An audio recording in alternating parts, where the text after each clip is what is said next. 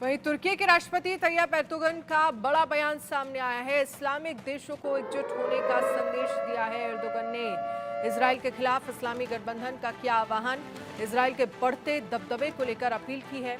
अब सभी मुस्लिम देशों को एकजुट होना होगा। अगर इजराइल को रोकना है तो हमें एकजुट होना होगा। इस्लामिक देशों का एक गठबंधन बनाना होगा।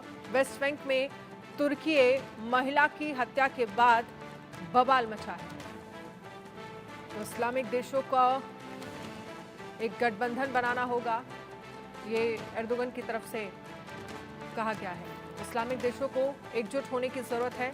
एर्दोगन ने ये अपील इजराइल के बढ़ते दबदबे को लेकर की है। उन्होंने कहा है कि अगर इजराइल को रोकना है तो हमें एकजुट होना होगा। तुर्की के राष्ट्रपति ने आगे कहा कि इजराइल के विस्तारवाद के बढ़ते खतरे के खिलाफ एक गठबंधन बनाना चाहिए, जिस पर इजराइल के विदेश मंत्री ने कड़ी प्रतिक्रिया दी है।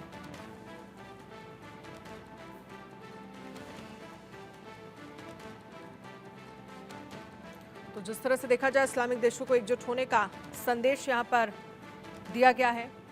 इजराइल के खिलाफ इस्लामिक देशों को एकजुट होने की जरूरत है, ये कहा गया है एर्दोगन की तरफ से। अगर इजराइल को रोकना है तो फिर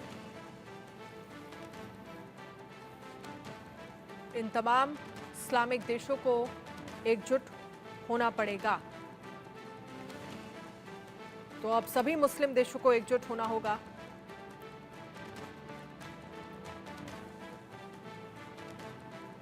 तुर्की के राष्ट्रपति एर्दोगन का ये बड़ा बयान सामने आया है और इसी बीच लगातार ईरान को लेकर, हिजबुल्लाह को लेकर जो आशंकाएं जताई जा रही हैं कि इजराइल पर कभी भी बड़ा हमला किया जा सकता है, उसको लेकर इजराइल जो है वो लगातार अलर्ट मोड पर है।